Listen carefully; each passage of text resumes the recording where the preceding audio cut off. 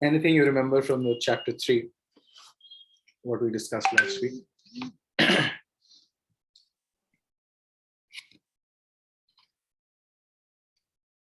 Prabhuji, chapter 3 is like tree you have mentioned. Yes. So T for Tyaga, renunciation of work, which is better. And then R for rungs of yoga ladder, different karma yoga, bhakti yoga. Then you explain that karma kand is not good and we should do nishkam karma. So that is activity prescribed by the scriptures that we should do. And then E for exemplary karma yogis, examples are how they do. The last Who are the examples? Anyone remember? Krishna mentions Janakraj. Yes. And last one is example. enemy of Yes. Last one is the soul. Who is the enemy of the soul? Lust. Yes. Lust, the enemy of the soul. So what does Krishna talk about lust?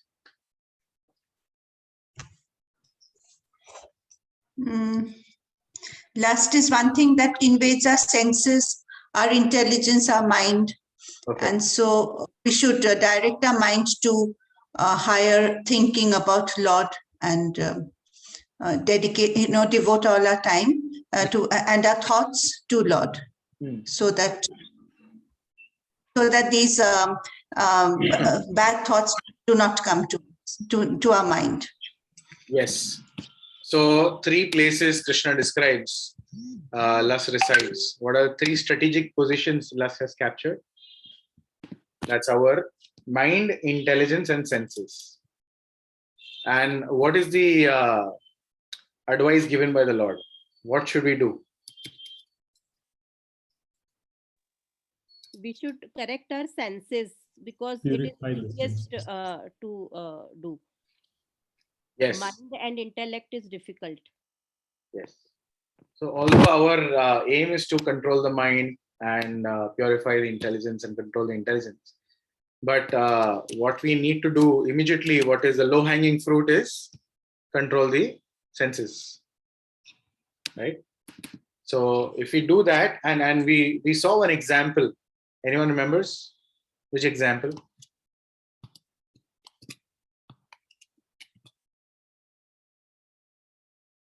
There was somebody in the forest.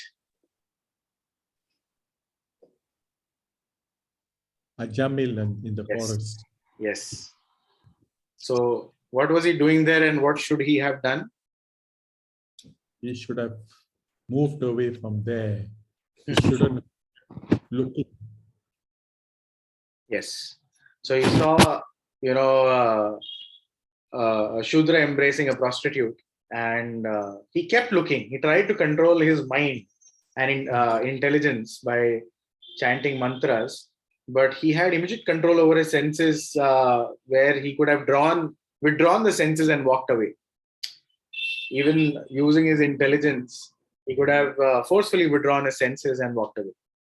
But he stood there, kept looking. So obviously, the senses will drag him, and he won't be able to control his mind, and his intelligence will also get polluted.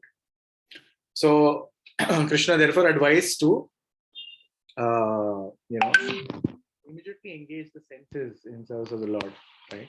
And in the end of the 3rd chapter, right, Krishna is describing how through spiritual intelligence, right, one must engage the senses and the mind in service of the Lord, right?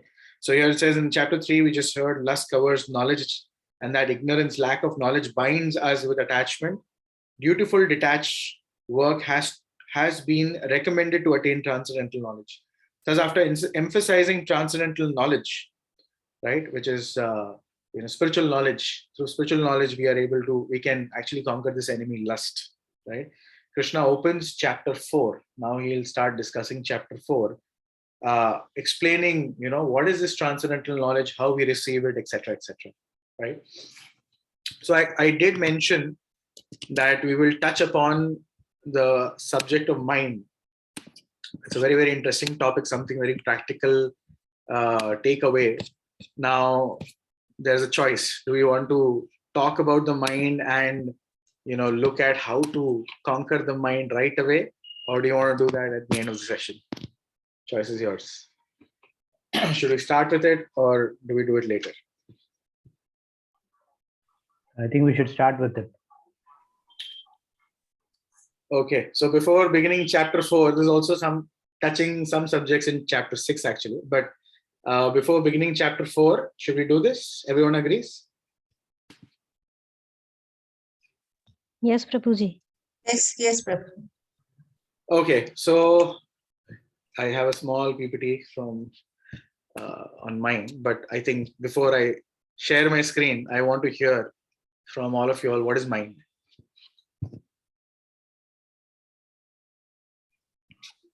The series of thoughts which run in our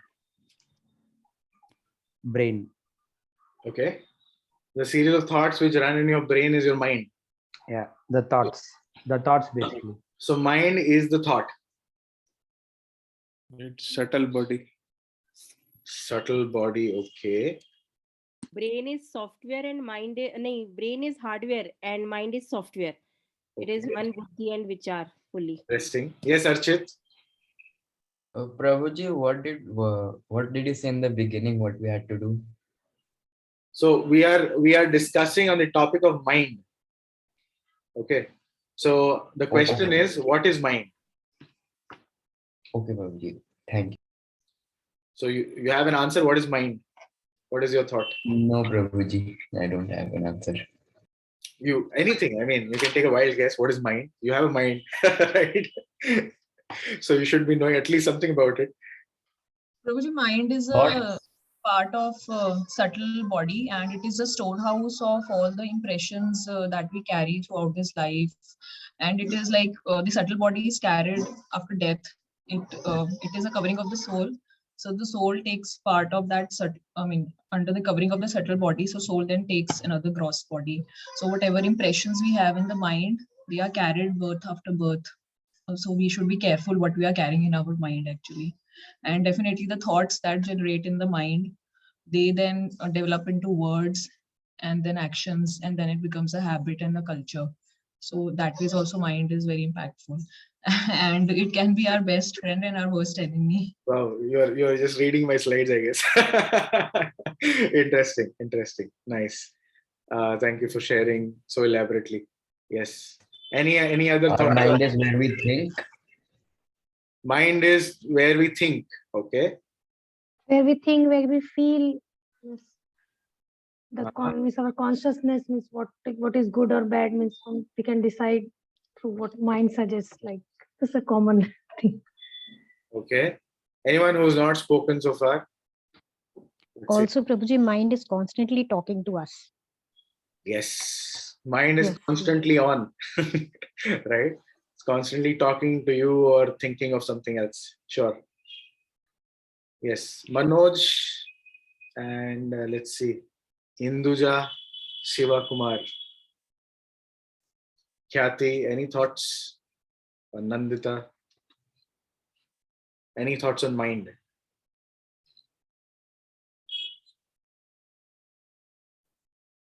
Mind is what we are thinking right now, the thoughts that is coming to our mind, to us. Okay, let's see what is mind. You guys can see my screen?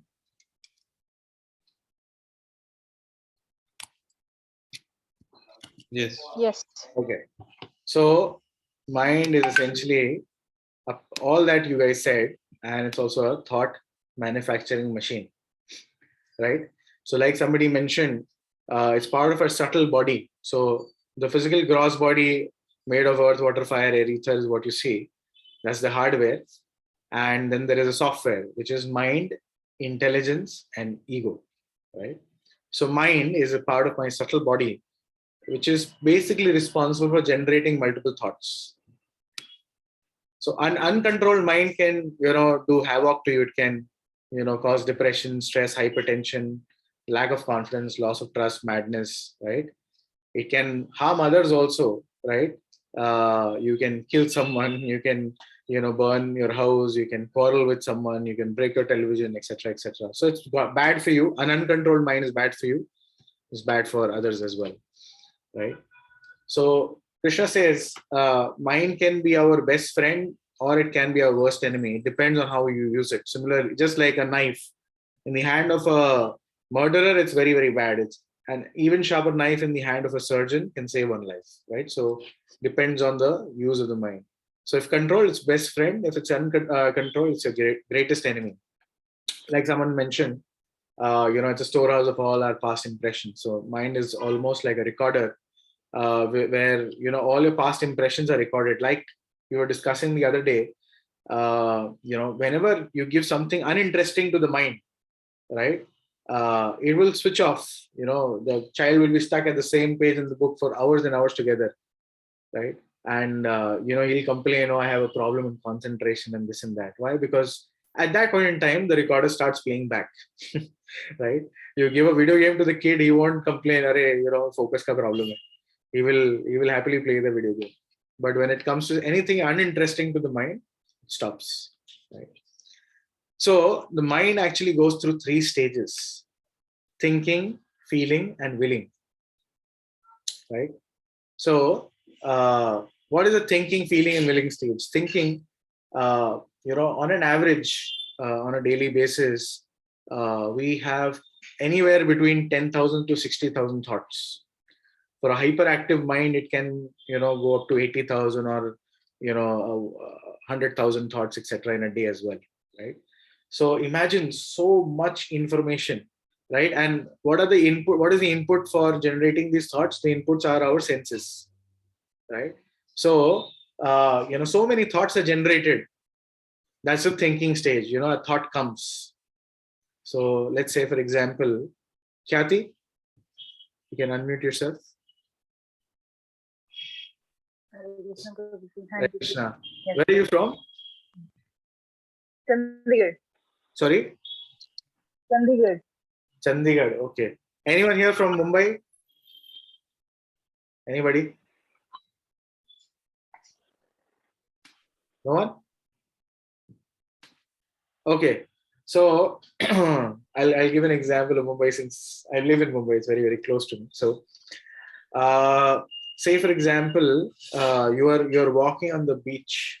There's a beach in Mumbai, Juhu Beach. You're walking, or you're passing by. Actually, not even walking. You're passing by in your car from close to the Juhu Beach, and as soon as you pass, immediately the thought comes. What is the thought? Pani Puri. It's famous, for chaat and all of that, Mumbai Juhu Beach. So immediately the thought comes, Pani Puri, and that's the thinking stage. The thought has come. Now you start feeling, you start remembering or meditating on that thought, right? Oh, Pani Puri, right? Last time I had the Pani Puri, it was so nice. And that particular Pani Puri wala or chaat wala, he's so good, just the right amount of khatta and meetha, and his taste is perfect. The mind starts meditating on the thought. It's almost like you're feeling as if the Pani Puri is in your mouth. Right? You're almost feeling the taste of Pani Puri in your mouth. That's the feeling stage. And finally, the willing. You have to stop the car. The hands and legs, they have to agree. You have to walk down to the Pani Puri wala or the chaat wala and then get your chaat or Pani Puri. So these are the 3 stages the mind goes through: thinking, feeling, and willing. Right? So Krishna says in Bhagavad Gita, and specifically in the 6th chapter, he describes how we need to stop the mind at the thinking stage. If we allow the mind to meditate and go on to the feeling stage, gone, you won't be able to control the mind, right? So, like I said, there are so many thousands of thoughts which pass our mind in a day, but we choose to focus on only a few, right? And if we are intelligent, using our intelligence, we can try and focus our mind on thoughts which are beneficial, right? So we choose, or if we have exams, we'll be focused, we'll be like, no, I have to study. Even the mind may run here and there, we'll try to bring it back and focus on our studies because next day we have exams, right? So therefore, this whole time management principles are just bases your prioritization. How do you prioritize your day? There are hundreds of things to do, but what are the most important and most urgent things to be done, right? You need to prioritize them. So similarly, if you prioritize things which are beneficial for us and only meditate on those thoughts versus allowing the mind to meditate on any rubbish, right? Then we'll be able to control the mind. So like I was describing, there are senses which are giving inputs to the mind, right? Each and every experience becomes an input, and mind stores those experiences, unfulfilled desires, etc., right? And intelligence is a decision maker. So if intelligence is strong, right, it can control the mind. So like we were discussing yesterday, the food for intelligence, last week, the food for intelligence is what? Anyone? What is the food for intelligence? Knowledge. Any knowledge? Scriptures. Spiritual knowledge, right? Otherwise, you will open the newspaper in the morning, you will learn about, oh, this guy, this film star has this affair with this person, or, the stock market crashed and this and that. That won't help you in decision making, right?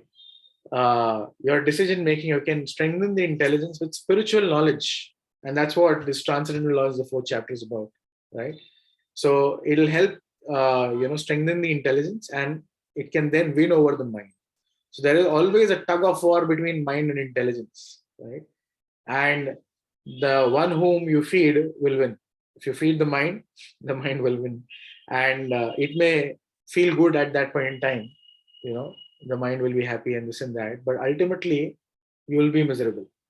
If you allow the mind to win, you will be miserable. If you allow the intelligence, which is sharpened by spiritual knowledge, if you allow the spiritual intelligence to win, then you may feel some pain in the beginning, but then you'll be happy in the long run.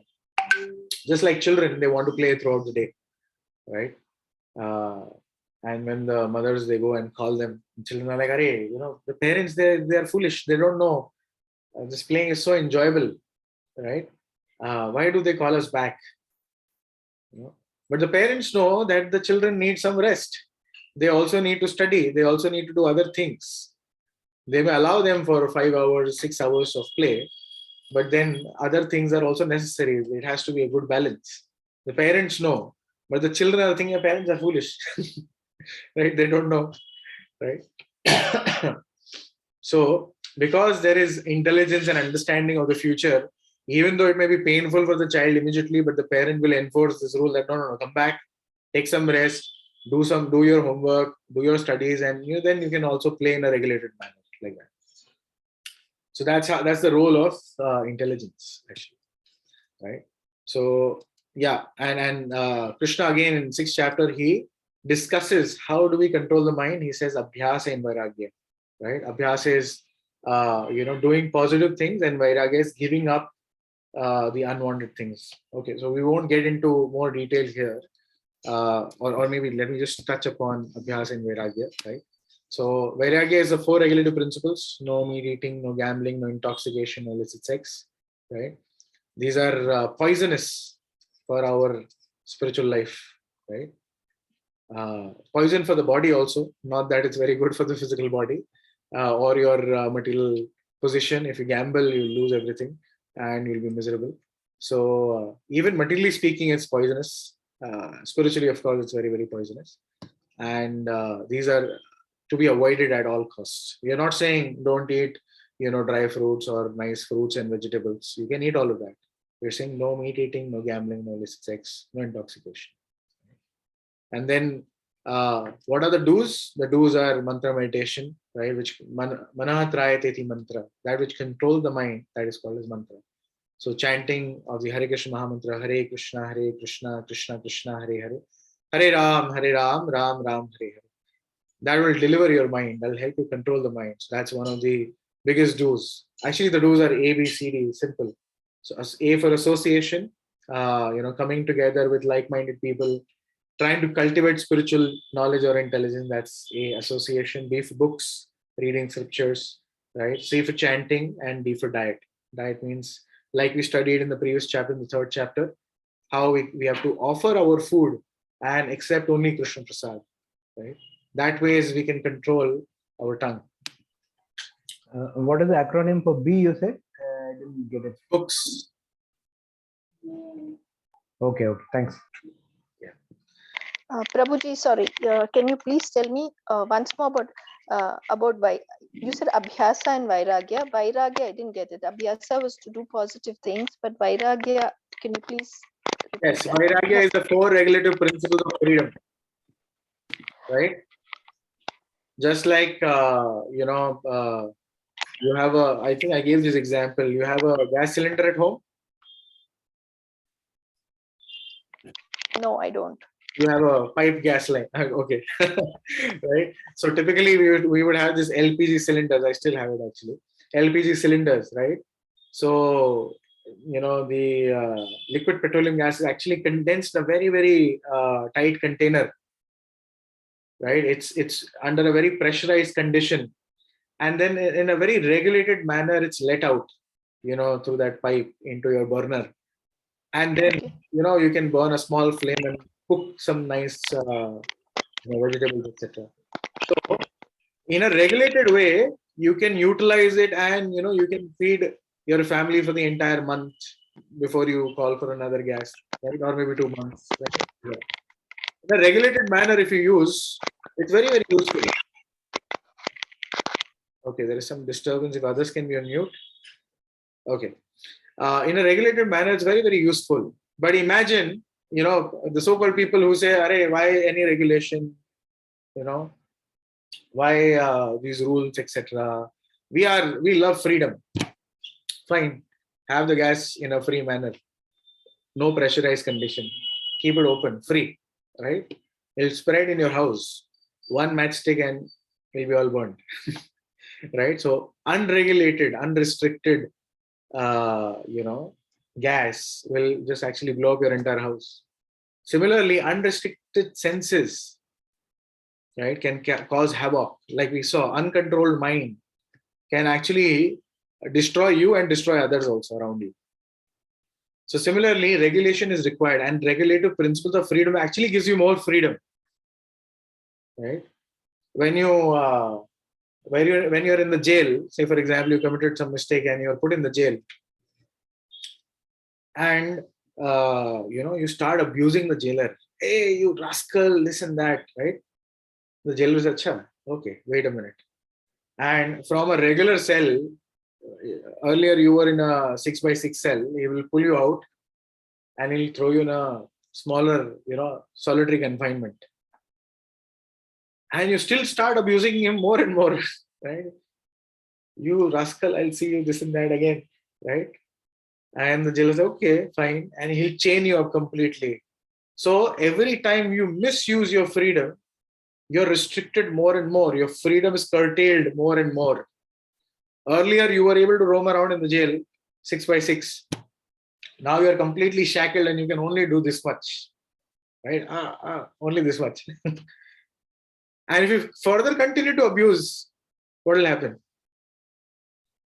But if you utilize that freedom, that okay, I find I committed some mistake and I'm put in the jail.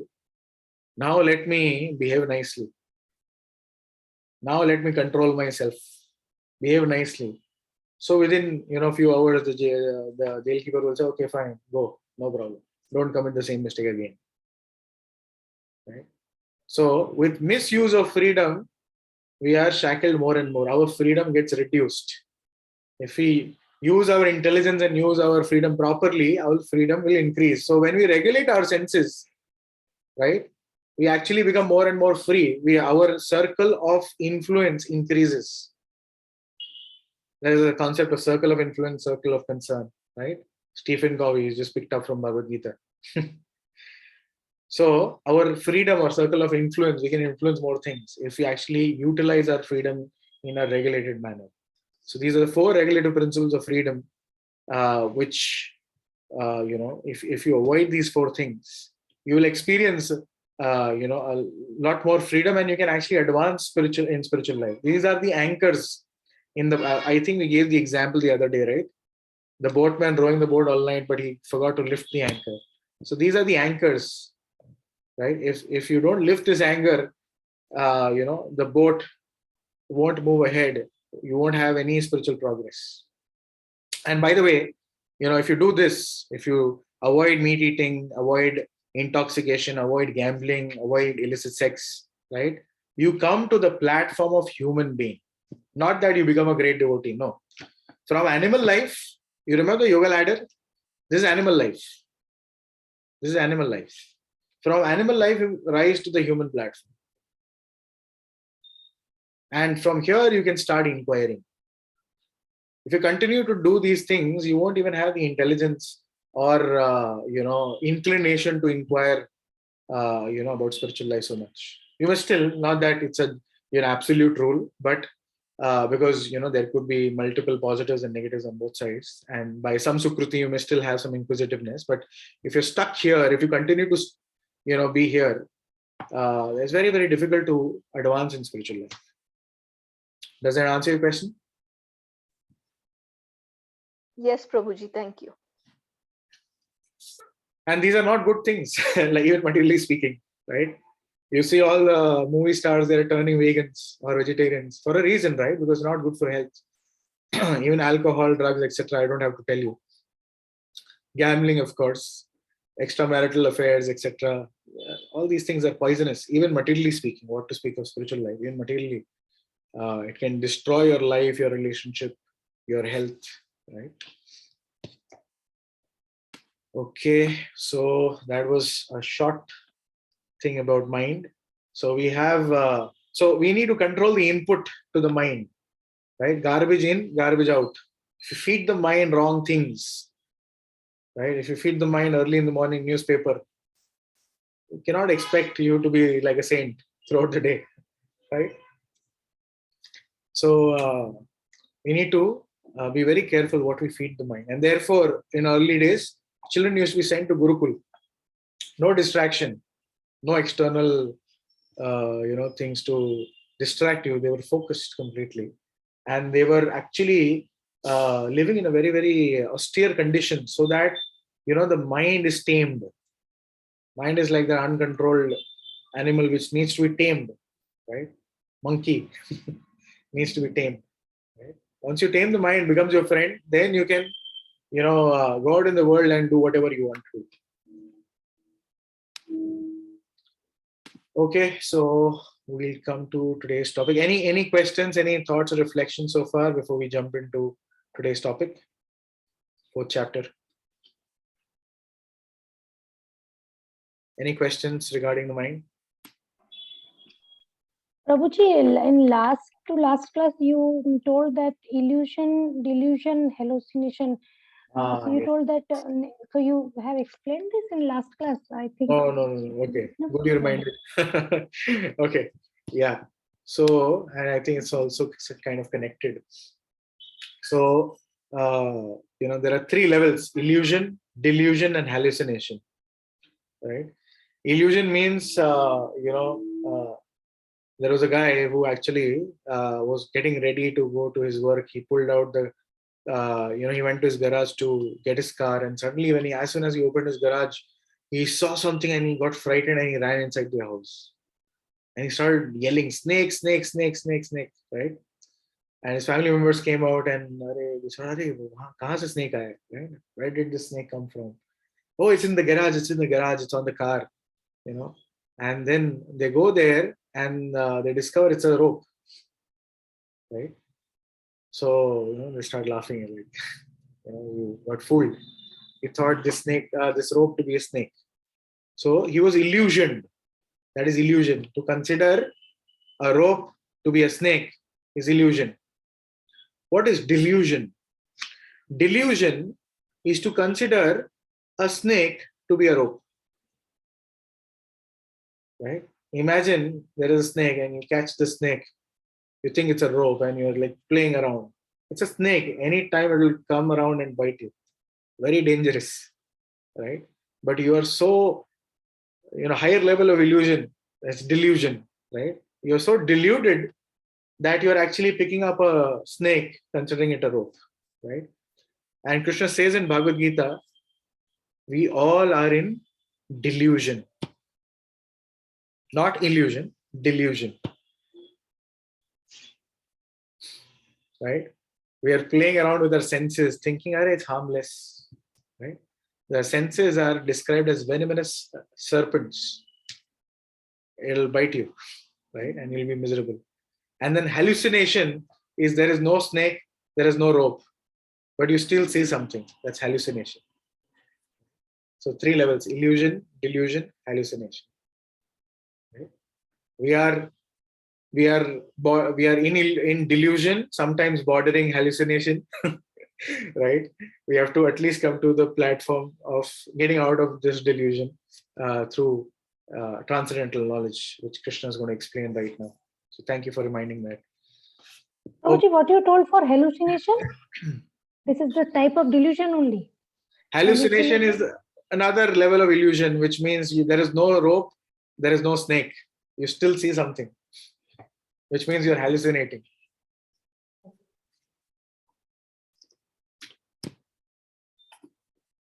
Okay, these are examples, not that literally a snake and rope is there, but yeah, these are examples essentially.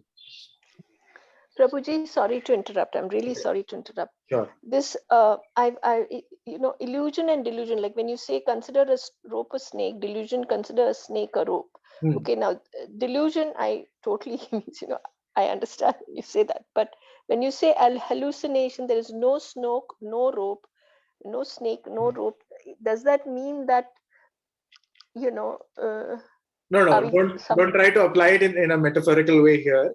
I don't mean to say that there is no senses and this and that. I literally want to say that we are imagining things. Okay, fine. Thank you, Prabhuji. That's what I'm trying to convey. All right. So chapter 4, transcendental knowledge, right? So I think we recap this chapter 3, the tree, Tyag, rungs of yoga ladder, exemplary karma yogis and enemy of the soul. What is chapter 4? The acronym is EARS, right? E stands for eternal education, right? And A stands for accurate understanding. R stands for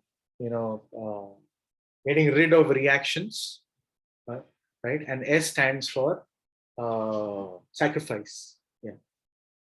So that's our acronym for today. And let's see what eternal education means. So Krishna is saying in the 4th chapter, in the 3rd chapter, that we have to conquer this enemy lust, and through spiritual intelligence or spiritual knowledge, we can conquer this enemy called lust. So he starts with, how do we get this knowledge? So this transcendental knowledge Krishna is describing has been coming down through a disciplic succession, right? The saintly kings understood this imperishable science of Jnana Yoga through the chain of disciplic succession, parampara, originating from me, Lord Krishna. And then he describes how he gave this knowledge first to the sun god Vivasvān. He in turn gave it to Manu, Manu gave it to Ikṣvāku, right? So I think we touched upon this topic. How do we receive knowledge, right? I think in our first session itself on chapter 1, how do we receive the knowledge of Bhagavad Gita? So here Krishna says, evam parampara praptam, right? So we receive this transcendental knowledge in parampara. Now, what is parampara? Anyone? Anyone remembers our discussion from day 1?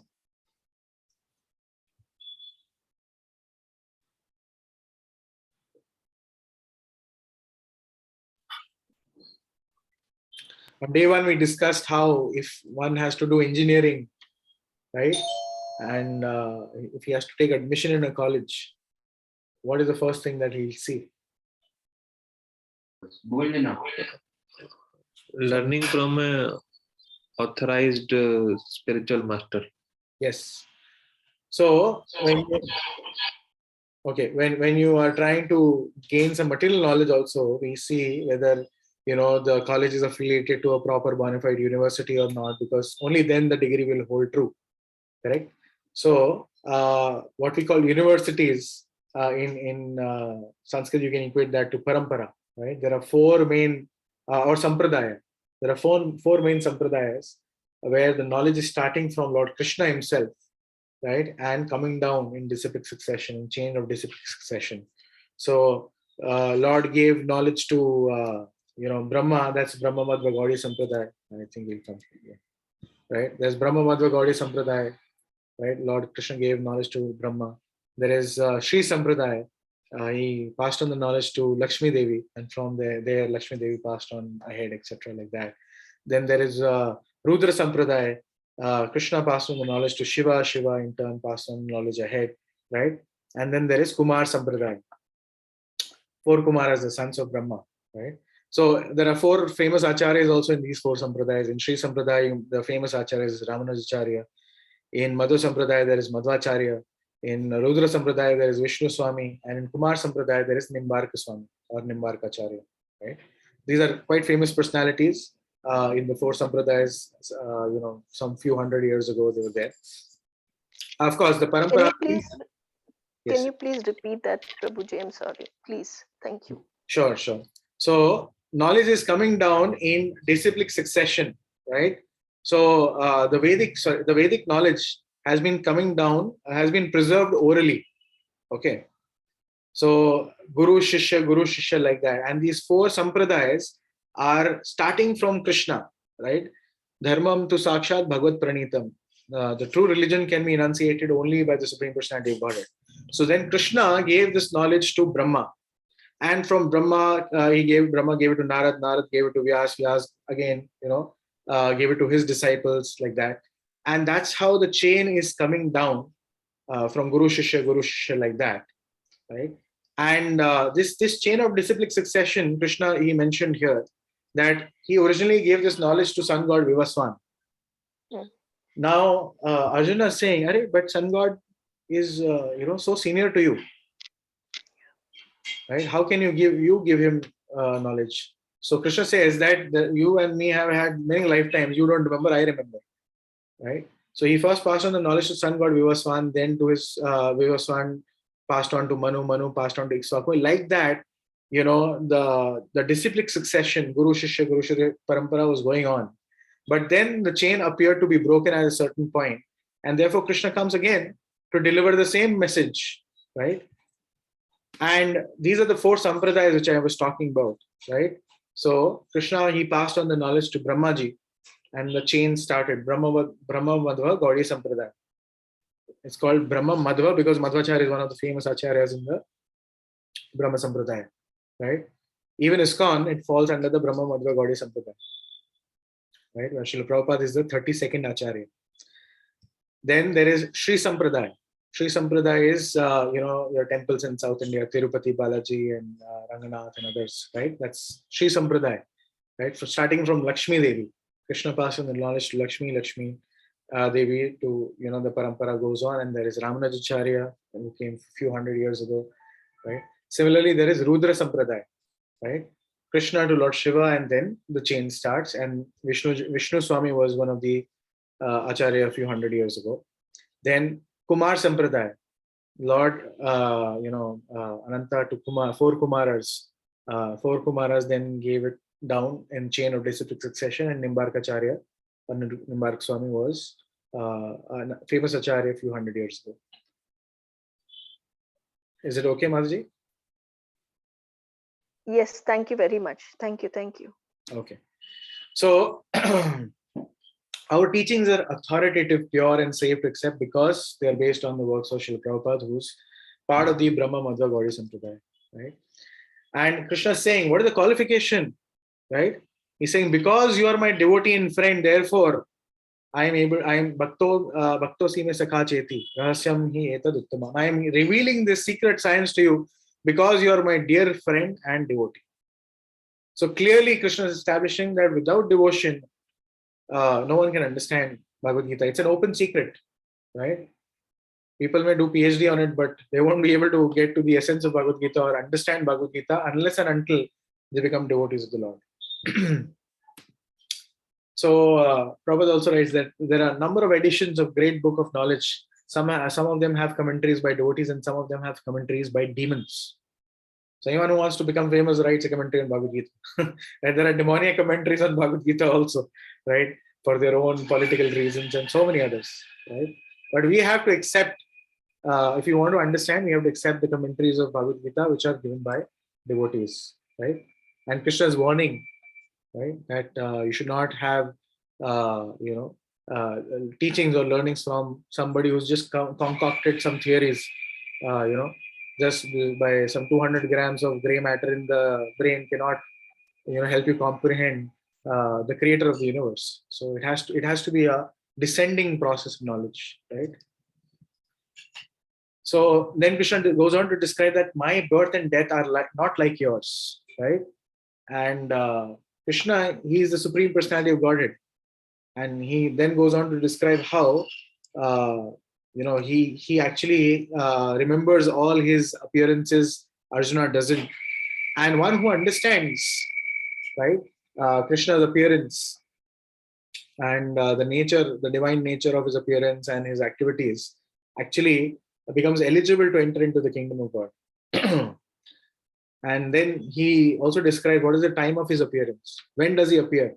So yada yada hi dharmasya glane bhavati bharata. Right? Sorry, someone is saying something? Okay. Whenever there is a decline in religion and rise of a religion, Krishna descends millennium after millennium. And why does he descend? Paritranaya sadhuna vinashaya cha dushkritam. To give protection and pleasure to his devotees. That's the prime reason. Vinashaya cha dushkritam and dharma samsthapanartha, he can easily achieve, otherwise also. But he specifically comes to give pleasure to his devotees. He actually comes to advertise. It's like an ad, right? What is there in the spiritual world? It's a short ad.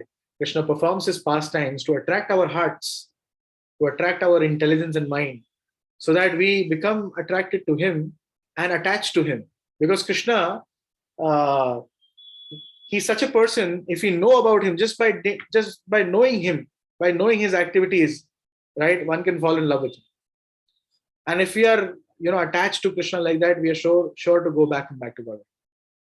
So one of the main purpose of Krishna coming here is to advertise, right? He performs his pastimes in Vrindavan, and everyone is now able to hear and read those pastimes. It's for us to understand what goes on in the spiritual world, right? Just like, if you're in Bombay or if you're in India, so for example, you'll have an ad from, at the airport, you have these billboards, come to Maldives, relax and enjoy the sun, right? If you go to Maldives, they'll be like, beat the heat, go to, some other cold country. If you're in a cold country, they'll say, enjoy tropical weather, like that. So everywhere, you'll have some other advertisement, what you don't have, right? But here is the real advertisement where Krishna is saying, you're stuck in anxiety, you're stuck in Kuntha Jagat. Kuntha means filled with anxiety. Come back to Vaikuntha, a place where there is no anxiety, right? That is the place where we belong, actually, the spiritual world. And he performs his pastime, the same pastime that he eternally performs in the spiritual world. So it's like a trailer for us. So one who knows Krishna's appearance, divine nature of Krishna's appearance, his activities, etc. Right? How Krishna appeared? He appeared with 4 hands. Who appears with 4 hands? Completely grown up. Right? It said that Krishna actually entered the mind of Vasudeva, and from his mind, through his eyes, he actually entered Devaki's eyes, and from her eyes to her womb, and then he manifested himself in 4-arm form. And when they prayed, only then he came again in the childlike form. You can understand it's not an ordinary birth, right? And his activities are also not ordinary. But people are so blinded with envy, right? Even when Krishna is present in front of Duryodhan, he's not able to appreciate and recognize Krishna as the Supreme Personality of Godhead. He tries to capture Krishna, and there is a Virat Roop Krishna showed even there. Even after seeing that Virat Roop, he's still not convinced, right? So imagine the kind of covering of envy. That is delusion. That is hallucination also, right? Krishna is there in front of him, but he's not able to understand that Krishna is the Supreme Personality of Godhead, right? So therefore, one who understands the transcendental nature of Krishna's birth and activities, right, he will completely surrender to the Lord. he'll know that Krishna is the Supreme Personality of Godhead, and naturally he will develop love and affection. So knower of Krishna loves Krishna, right? And immediately someone who loves Krishna becomes free from Vita, Raga, Bhaya, Krodha, right? So gives up attachment because he is now completely attached to Krishna. All the other attachments, they appear very puny, very tiny, right? He has no fear because he is completely understood his identity that I am the servant of the Lord. I am spirit soul, I cannot be destroyed. So there is no fear. There's no fear of loss also because everything belongs to Krishna, right? Krodha. Krodha comes from, unsatisfied lust. So he doesn't have any raga or attachment or lust towards other things because he is focused on Krishna. So therefore, it doesn't convert into krodha or conception of void from frustration. So that was eternal knowledge about the Lord. So from shloka 1 to 10, Krishna describes this transcendental knowledge. And then further, we need to have an accurate understanding of how different paths, they don't lead to the same goal, or if you worship all gods, they are not the same. And what is this caste system, right? Brahman, Kshatriya, Vaishya, Shudra. So Krishna now gives an understanding of these different items, right? So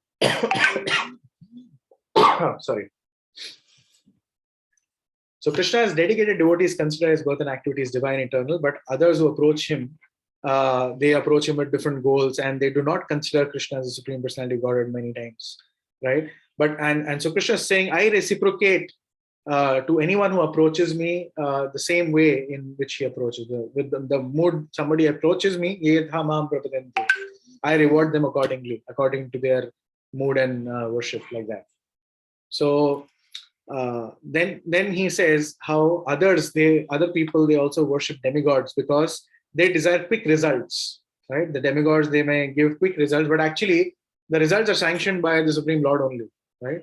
Krishna says in 9th chapter that they are worshipping me only, but avidhi purvakam, right? Indirectly, they are worshipping Krishna only, but not in the right way. So it's almost like a business transaction with the demigods. Then he says, you can also perform your karma and actually get results. And he has created the 4 varnas and ashramas, right? Chatur varnam maya shishtam guna karma vibhagasha. So he's saying the 4 orders, right? Brahman, Kshatriya, Vaishya, Shudra, right? The 4 varnas are created by the Lord only, right? Depending on, their qualities and work, right? A Brahmana's son is not by default Brahmana. He has to have the qualities of Brahmana, and he needs to work like a Brahmana. Only then he's a Brahmana. Just like a lawyer's son is not a lawyer by default. He has to first of all study law, be an expert, right? And then he has to practice law. Even after studying, if he doesn't practice, he does some business, opens a factory. He's not a lawyer. Why? Because he's not working like a lawyer. So guna and karma both are needed, right? So that's how Krishna has made these 4 varnas and ashramas according to one's own psychophysical nature. They can engage themselves and as a result enjoy or suffer some results basis their karma. But this karma is binding, right? So, but it's not binding Krishna. Work doesn't affect him, right? Krishna is not obliged to suffer or enjoy the reactions of his work, right? Namam karma limpanti, right? And by understanding this about Krishna, one can actually get liberated. And there are souls in past who, it's not that, he's asking Arjuna to go on a path which is not already taken by some others. He's saying all the liberated souls in past have taken this path. And by this understanding of me, they've come back to me, like that. So he's also saying that this is something which all the great souls have also done. Not that, this is something new we are starting here. Okay, just a second.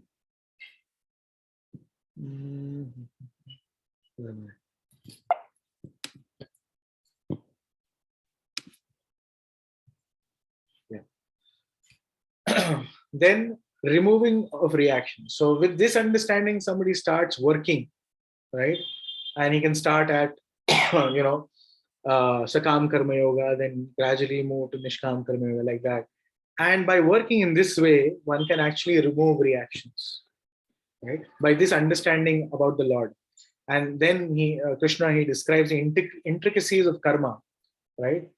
So he says one very famous shloka, Kim karma kim akarmeti kavyo patra mohita, right? That what is karma, what is akarma, even the intelligent are bewildered, right? So he then starts explaining what is action and inaction, right? We discussed the other day, right? What is karma? Anyone? What is karma? Actions according to that are described in the scriptures. Yes. Activities prescribed in scriptures are karma. What is vikarma? Actions that are prohibited in scriptures. Exactly. Actions which are prohibited in scriptures are called vikarmas. And then there is something called as akarma. Inaction. Inaction, yes. So akarma doesn't mean sitting idle, because sitting also is a karma, right? Sitting is also an activity. At the end of the day, it will generate some result, good or bad. If you're sitting for too long, then it falls in the category of tamogun, or laziness. It will generate bad results, right? Where you're actually required to do something, but you're not doing your duty, you're just sitting idle. That's vikarma, right? So inaction in a sense of, being lazy is not something Krishna is recommending. But here inaction on akarma means actually doing activities or karma which does not generate any material reaction. Do you know any of any such action which does not generate a reaction, a material reaction? Nishkam Karma. Okay, so activities which are in connection to the Lord, right? So here's a good example: working on one's own account and working on God's account. So there are three examples here.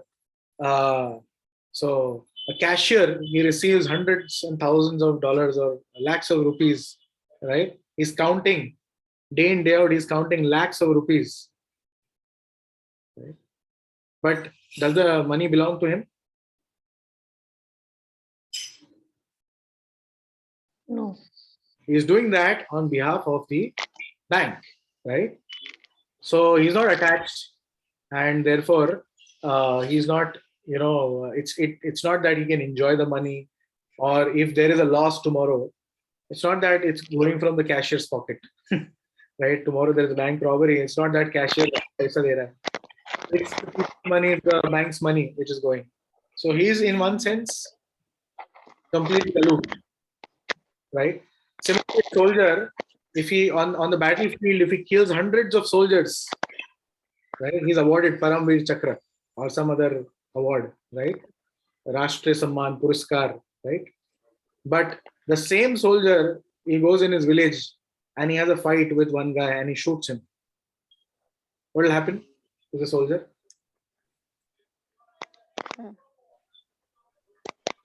He'll be court-martialed. He'll be court-martialed, he'll probably be jailed also, right? Punishment.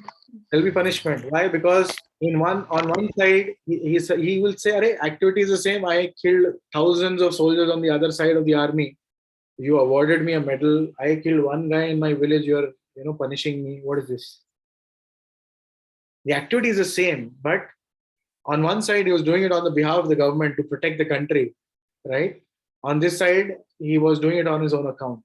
Similarly, if we do work for God, right, we don't get reactions. Rather, we'll be rewarded with more spiritual advancement. On the other side, if we do things on our own account, oh, I want to do this, I want to enjoy, right? Just like we saw the yagna cycle, right? The cycle of sacrifice in the previous chapter, right? Third chapter, we saw the cycle of sacrifice. How the Vedas, they prescribe, yagyas, and through yagya you get rain, from rain you get food grains, etc., like that. The cycle, right? The sun draws the water from the seas, etc. It forms into rain cloud, then it pours, right? So imagine if you don't want to wait for this cycle, you don't want to participate in this sacrifice cycle. You want to say, oh, I want to drink sea water directly. what will happen? If you want to drink sea water directly, what will happen to quench your thirst? You'll have a salty taste. You might vomit. It'll actually make you more thirsty.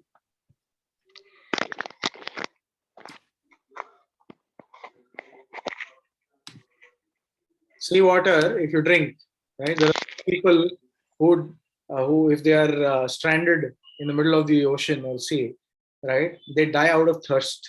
You must have heard of this, I guess, right? Because you cannot drink the sea water directly. Only when it goes through the cycle where the sun actually evaporates the sea water, it forms a cloud. And because of your performance of yajna, it rains, right? And then you're able to drink that fresh water or, get food grains, etc. Right? If you want to enjoy it directly, you won't be able to. But if you go through this sacrifice cycle, then you can easily enjoy, right? Then you can actually quench your thirst. Similarly, when we participate, in sacrifice, in pleasing the Lord, if you go by that route, you will naturally enjoy also, right? You will be satisfied. If you try to enjoy separately, you will be thirsty. You will remain thirsty more and more. The more you take, the more the thirst will increase. So, therefore, Arjuna is suggested here to fight on behalf of Krishna, right? He's saying, Maha Manusmarna Yuddhacha in later chapters also, it says, right? And Duryodhana is actually fighting for his own selfish plan, whereas Arjuna is fighting for Krishna. Right?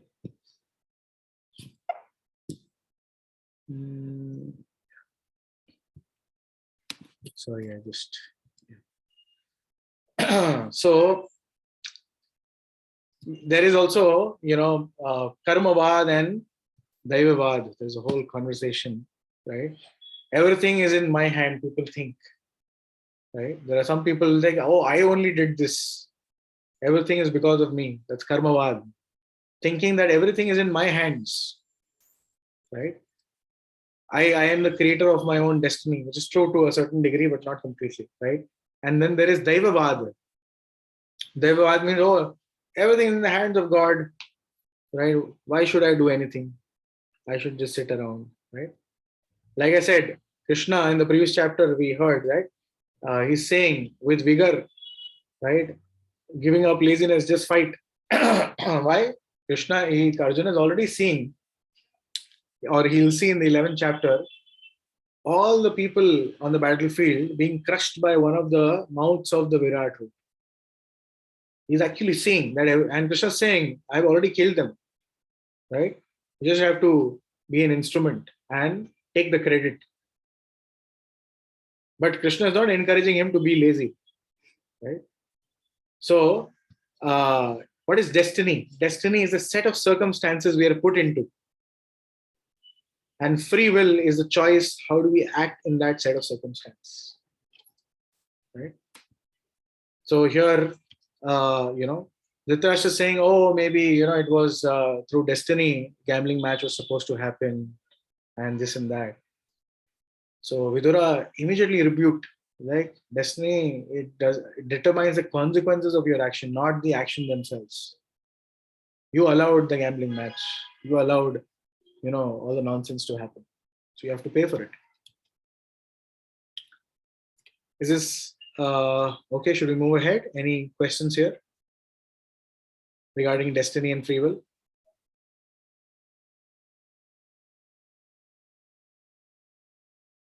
Okay, so yeah. Yes, Prabhuji, I have a question with this destiny.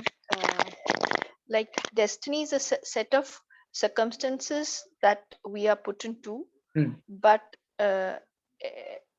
we are not responsible for the consequences. That's what I've understood. I've literally written down what you've said. No. Right. So there are times we have. Destiny determines the consequences of our action. So basically what happens is, based on our previous karma, our current destiny is decided that these will be the circumstances. I'll give you an example.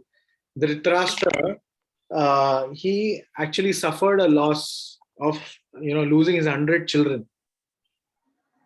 Now he inquired, "Arey, why did I suffer such a terrible fate?" Right? So then he was reminded that 50 lifetimes ago, he was a hunter, and he had set a trap on a tree where there were many 100 chicks. So he had set a trap on top of the tree, and then he had lit fire at the bottom. So all the chicks were trying to escape, and they got caught in the net, and because of the fire, they were all burned. And the father bird, he was trying to help the chicks out by trying to bite away the net, but in the process, he lost his eyes. So for Dhritarashtra to get this reaction, he had to also generate a lot of punya to be having 100 children, right? To have one son requires a lot of punya. To have 100 sons requires a lot of punya. So 50 lifetimes he collected enough punya to actually beget 100 sons at the same time. And his reaction was given to him that he was born blind and his 100 sons were killed on the battlefield of Kurukshetra. So, basis his previous karma, his destiny was, created. But then how he reacts in that set of circumstance is up to him. That is his free will to choose how to act right now. So even the gambling match, he's saying, "Arey, destiny, nahi." Gambling match is his free will. He could have stopped it. Prabhuji, I have a further question to this. Yes. Since it is the reaction of his previous karmas, and in today's life, now we are studying the Bhagavad Gita, we are just learning from you, all beginners, but now having understood that it's a lot to do with the previous karmas, and there have been so many offenses that we have committed that we are here today. But having understood that, now like after hearing, I got your question. I understood your question. What to do? Yeah.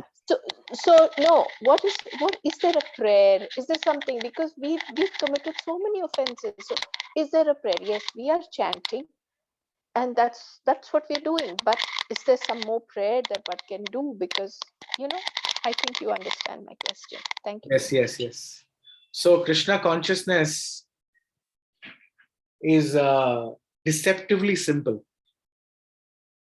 right? Krishna consciousness is deceptively simple, right? It is like, there's a criminal who's standing in the court, right? He's committed some heinous crimes, some murders, etc., right? And the judge says, "Chant my name and you're free." Is that a good offer for the criminal? Yes. Excellent offer. Yes. So that's the offer that we have. Right? So what does this do? So the 4 regulative principles which we talked about earlier, right? We are saying no to sinning. Okay. The four regulative principles are actually 4 pillars of dharma, right? They are non-violence, tapasya, cleanliness, and truthfulness. These are the 4 pillars of dharma. So 4 regulative principles make you stand on these 4 pillars of dharma, which means you say no to sinning, no more sinning.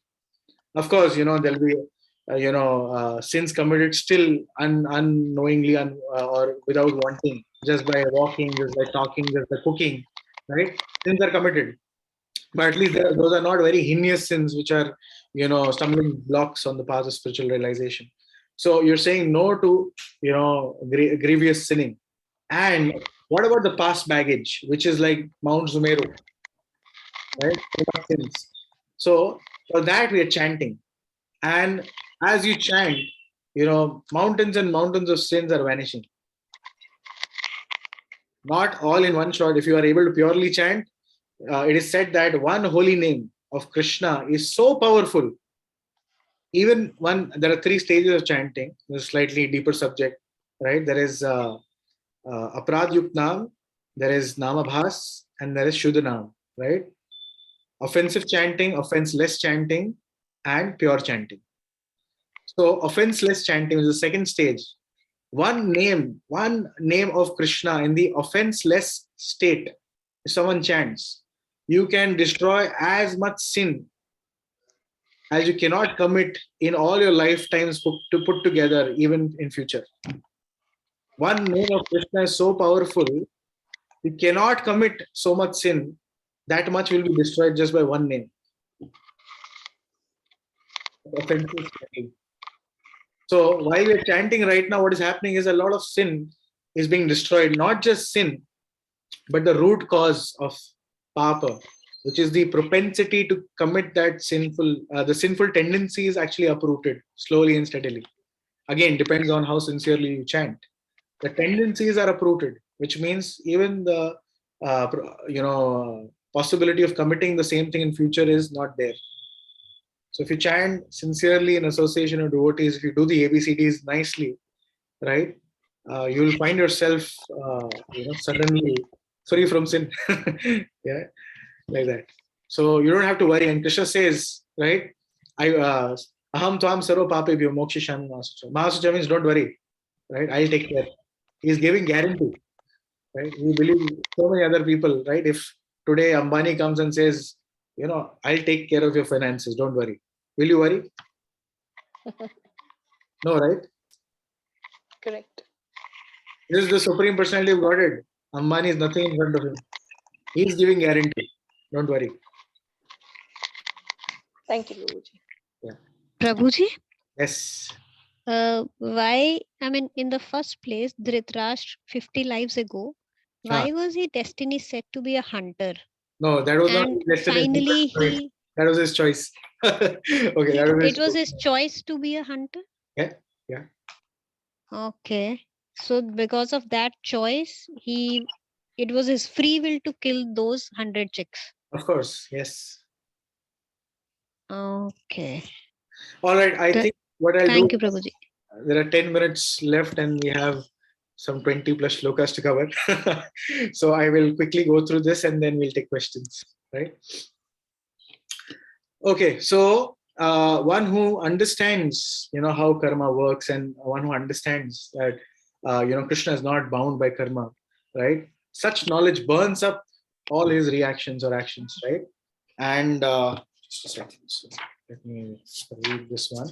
It's a very interesting one. Those whose intelligence has been stolen by material desires surrender unto demigods and follow particular rules and regulations of worship according to their nature. Oh, sorry, my bad. Just a second. Abandoning all attachment to results of his activities, ever satisfied and independent, he performs no fruitive actions, although engaged in all kinds of undertakings. Somebody who understands Krishna, how he is, and he starts on the path of spiritual realization, it burns up his past reactions and he abandons all attachment to results of his activities. Satisfied, performs no fruitive actions. His activities are for the pleasure of the Lord, and he engages in all kinds of undertakings like this. Such a man of understanding acts with mind and intelligence perfectly controlled, gives up all sense of proprietorship over his possession, and acts only for the bare necessities of life. Thus working, he is not affected by sinful reactions. He who is satisfied with gain, which comes of its own accord, who is free from duality, does not envy, who is steady both in success and failure, is never entangled, although performing actions. The work of a man who is unattached to the modes of material nature and who is fully situated in transcendental knowledge merges entirely into transcendence. So progressively, Krishna is saying how sadhaka performs, and he's also describing the perfectional stage, right? And then he goes on to describe different kinds of sacrifices people do. He first describes, yajna, in spiritual consciousness. A person who's fully absorbed in Krishna consciousness is sure to attain spiritual kingdom because of his full contribution to spiritual activities, in which the consummation is absolute and that which is offered is of the same spiritual nature. So his activities or his karma becomes yagna, right? Because he is fully conscious and doing his activities for the pleasure of the Lord. It's actually offering his activities in the fire of sacrifice to the Supreme Personality of Godhead. And then from 25th verse, Krishna describes how, different sacrifices, how some other yogis who are worshippers of demigods, karma yogis worship demigods by different sacrifices. The Brahmanas worship, they are Jnana yogis, offer sacrifices in the fire of Brahman. There are brahmacharis who offer their senses in the fire of mind control. They want to control the mind, so they offer their sense objects and try to control their senses. The grihasthas offer sense objects in the fire of senses for sense enjoyment. And followers of Patanjali yoga system, they actually, they have different kinds of sacrifices for controlling the prana vayu, right? And they offer the outward air into the inward air and the inward into the outward life air, like that. And they try to control the airs in the body, the pancha vayu or the prana vayu primarily, right? And that's how they try to achieve sense control over the body, right? Because the air is actually vat, right? That is something which basically is responsible for most of the functions in the body. It's responsible for, the blood going from one place to the other and different other functions. So controlling that actually can result in a very good health, of course. And of course, it helps you control the senses or master the senses also, but it takes a very, very long time. Through Hatha Yoga or Patanjali system, someone like, I think I was hearing one lecture, in 12 years, someone can master one of the senses, like that. And then there were some other kinds of sacrifices described in the 28th verse. So Dravya Yagna, Tapa Yagna. Dravya Yagna is sacrificing one's possession. Tapa Yagna is performing austerities. Yoga Yagna is practicing the eightfold yoga mysticism or, Ashtanga yoga. And Swadhyaya Yagna is studying scriptures of the Vedas to advance in transcendental knowledge. Pranayam by controlling the breathing process, like we just discussed, and trying to elongate one's lifespan. The yogis actually, they want to perfect their lives in this lifetime only. So they actually control the breath to be able to prolong their lives so that they can actually perfect. They have enough time to perfect in their yoga practice and attain higher realms or the spiritual destination, like that. And with all of this, your sinful reactions, by performance of yagyas, your sinful reactions are destroyed. And without sacrifice, one can never live happily. That's what the Lord is describing, right? Thus, many types of sacrifices are described in the Vedas. And yagna, all these sacrifices, they actually culminate into knowledge, spiritual knowledge, right? And then the Lord describes how if you do, these yagyas in knowledge, that is better than, simply doing them without any understanding. Just like someone I'll give my own example. I used to follow Ekadashi, because somebody told me. But then when I understood, actually, upavas means to be near. Upa means close, vas means to be, right? Upavas means to be close to the Lord. So on these days, it's not just we have to abstain from food, but we actually have to do more spiritual activities in order to be closer to the Lord, right? So chant more, read more, associate more. And the minute I started doing that, I could actually relish the whole fasting time versus just thinking of the food and trying to, artificially abstain from food. So that's the difference when you actually know and then do sacrifice. So ritual, if you understand the spirit behind the ritual, it becomes spiritual. Somebody had their hand raised, but I'll just finish a few more shlokas and then we can take questions. Is that okay? So to have that understanding or knowledge, Krishna then describes what is the process of attaining that knowledge. So he says, Tadvidi pranipatena pariprashnena sevaya upadekshanti de jnanam jnananas tattva darshana. Right? Surrender to a guru, right? Serve him, inquire from him submissively, right? And by this you will know, the real truth, because they are tattva darshi. They have already seen the truth. They can reveal the truth to you because they are tattva darshi. They have seen the truth, right? Being pleased with their submissive attitude and inquiry and service. And what will happen? You won't be bewildered anymore. You won't be in illusion or delusion with that. Once you receive that knowledge, it will bestow pure vision on you and destroy all sins, and all the previous sinful reactions also will be destroyed. And ultimately, ultimately, 38th verse, he says, in this world, there is nothing so sublime and pure as transcendental knowledge. He's glorifying the knowledge. Such knowledge is a mature fruit of all mysticism. One who has become accomplished in practice of devotional service enjoys this knowledge within himself in due course of time. So when he says due course of time, then Arjuna says, okay, how much time will it take for me to attain this knowledge, right? Or who can attain, right? So Krishna says, Shraddhavan labdhe jnanam tatparat samatendriya jnanam labdha param shanti achirenadi gacchati. So achirenadi gacchati, which means very, very quickly he can attain this knowledge. And who can attain? Shraddhavan, somebody who's having faith, right? So a faithful man who's dedicated to transcendental knowledge, who subdues his senses, eligible to achieve such knowledge. Having achieved it, he quickly attains the supreme spiritual peace. Then he says, but the ignorant and faithless person who doubt the revealed scriptures do not attain God consciousness. They fall down. For the doubting soul, there is happiness neither in this world nor in the next. So one actually surrendering to a guru should actually, ask all doubts, be completely free from doubts, ask all questions, get complete clarity. With that clarity, surrender to the Supreme Personality of Godhead and his representative, the spiritual master, right? One who acts in devotional service, renouncing the fruits of his actions, whose doubts have been destroyed by transcendental knowledge, is situated factually in self. Thus, he is not bound to reactions of work, O conqueror of riches, right? So he's free from reactions of work. Therefore, the doubts which have arisen in your heart out of ignorance should be slashed by the weapon of knowledge armed with yoga. O Bharata, stand and fight.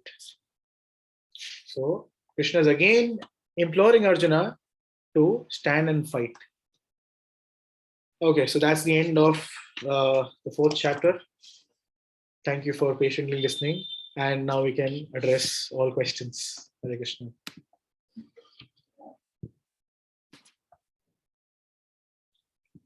Yes, I see one hand. Narayani Mataji. Yes, Prabhuji, in the slide that we covered different kinds of sacrifices. In that, I did not understand how sense enjoyment, this 26b is sense enjoyment. How is this a kind of sacrifice? Yeah, just give me a second. So people also do karma kand sacrifices, right? For having more enjoyment, like we discussed. Okay, 26. Some sacrifice the hearing process in the senses and the senses in the fire of mental control, and others sacrifice the object of sense in the fire of the senses. Okay, so they are sacrificing the object of senses, right? Which means that if you like something, someone may follow a vrata of not having that eatable item for a long time, etc. So for a higher sense enjoyment, sometimes you sacrifice some lower sense enjoyment. Oh, some people, they take a vow, I won't do this unless and until I get this. That kind of a thing also happens. Or sometimes it's also for some spiritual benefit, of course. But for higher sense enjoyment, sometimes the sense objects are also sacrificed for the time being, like that. And so sacrifice of objects of senses in the fire of the senses, right? Senses are burning like fire. So you don't give them the sense objects, so actually sacrificing that. Yes, is that okay? Or yes, Prabhuji, so how is it different from demigod worship? Because I believe this is a part of karma kand only. And okay, so the difference here is karma kand and karma yoga, right?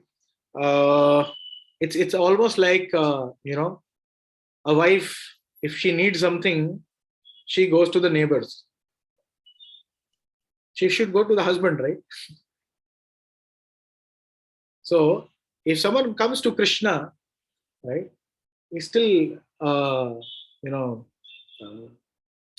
he's still glorified. He's still somebody who's I'm not getting the word. So Krishna explains Duratma, and then there is the other one. I'm forgetting the word. So basically, he's also appreciated by the Lord because they are at least coming to him. It's Karma Yoga, Sakam Karma Yoga. Right? It's still Sakam Karma Yoga. Yoga means connecting to God versus going to some demigods. It's not exactly Karma Kanda in that sense. Right. Prabhuji, I think Sukriti Naha, you are referring to that. Correct. No, Namam Dushkritro Mudha. That's the Dushkritina. Sukritina. Correct. Yes. Yes, thank you, Prabhuji. Yes, Krishna Chandra Prabhu. Prabhu, thank you very much for the 4 weeks of classes. I just want to know, next week, will you be taking the class, or His Grace Padmanayan Prabhu will take over the class? How is the arrangement? I think His Grace Padmanayan Prabhu might be taking over. I'm not sure. I'll get some confirmation. I think Pretama Mataji is here, who's also coordinating. So I believe she, Mataji, if you want to describe whether Prabhuji will be there, someone else will be there. Yes, Hare Krishna Prabhuji. Yeah, so next week onwards, His Grace Padmanayan Prabhuji will be taking over. Okay. So thank you very much, Prabhu. I enjoyed your class. Thank you. From text chapter 1 to chapter 4. And I have to leave now. It's 12 midnight in Kuala Lumpur. Please. I'm so sorry for keeping you. Thank you very much for enlightening this 4 weeks of your classes, Prabhu. Thank you very much. And your slides are wonderful. And I pray to Krishna that he gives you more enlightenment so that you could share your knowledge to all of us. Hare Krishna. Thank you, Prabhuji, for presence. Thank you. Yeah. Hare Krishna. Yes, Nandita Mataji. You have a question? Yes, Prabhuji. The acronym EARS. S is for, Sacrifice. I didn't get sacrifice, Prabhuji. Yeah. Okay, Prabhuji. And thank you very much, Prabhuji.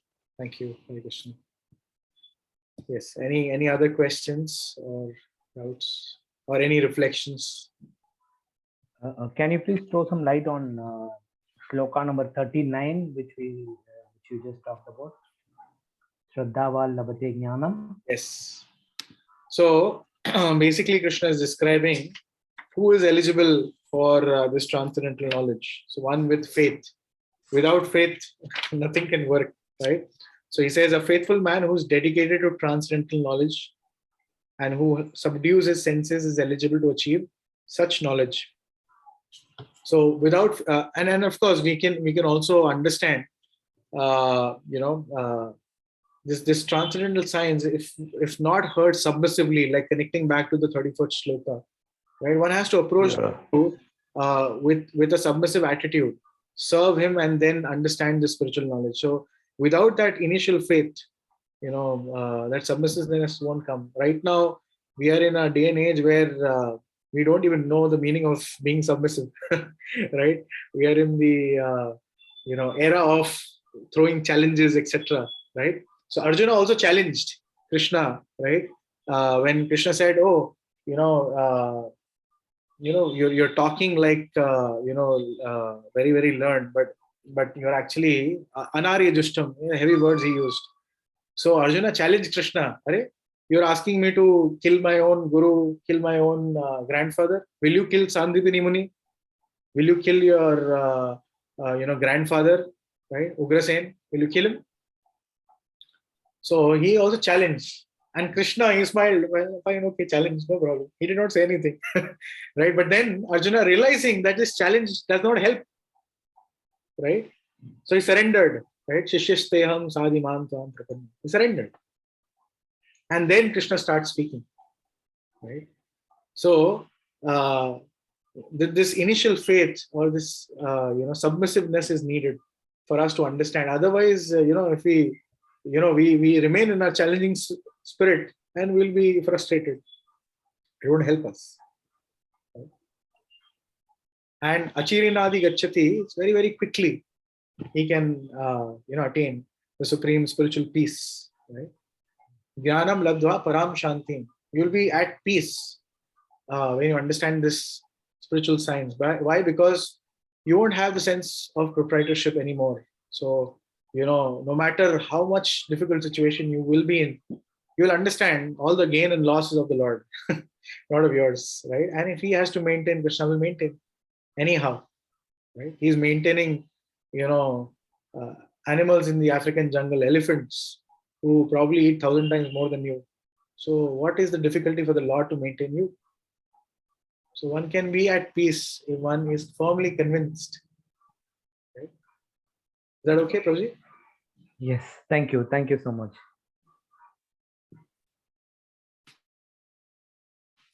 Any other questions or doubts? Anyone who's getting late, please feel free to leave. We are already at 9:38. I can still be around for a few more minutes for questions. Yes, Archit, you want to ask a question? Yes, Prabhuji. It was written in the Viragya slide that reading books is bad. So, is reading novels good or bad? Acha, okay. So the 4 regulative principles. So the principle there was no illicit sex, right? So any material related to that, novels related to those magazines, etc. Of course, you need to avoid. Okay, Prabhuji. Thank you.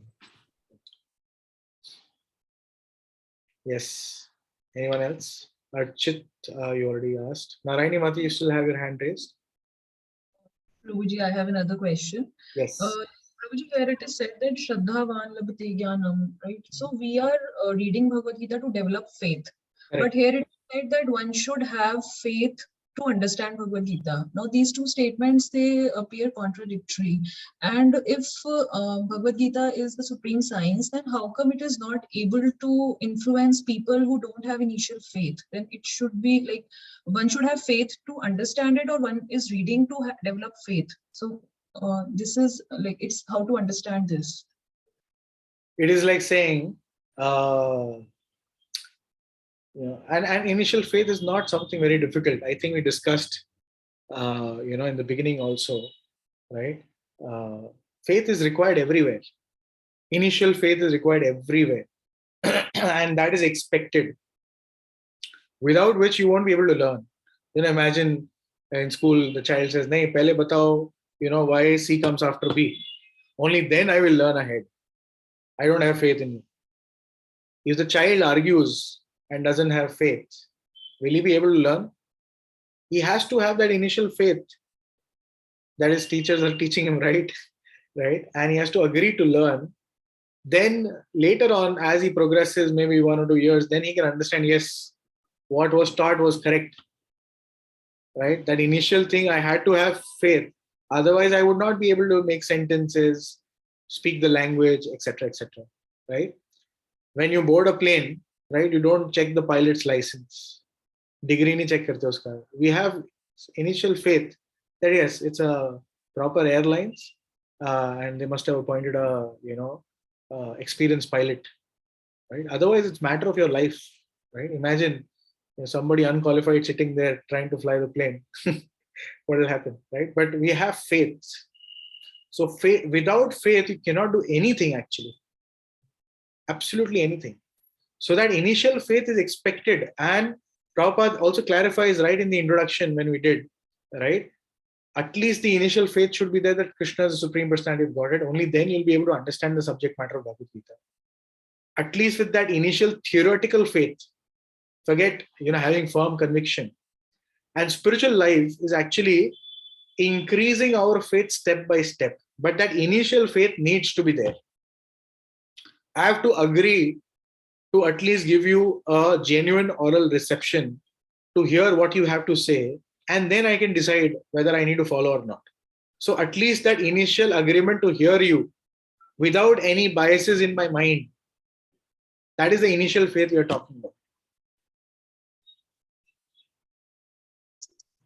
Yes, Prabhuji, I understood. Thank you so much. Yeah.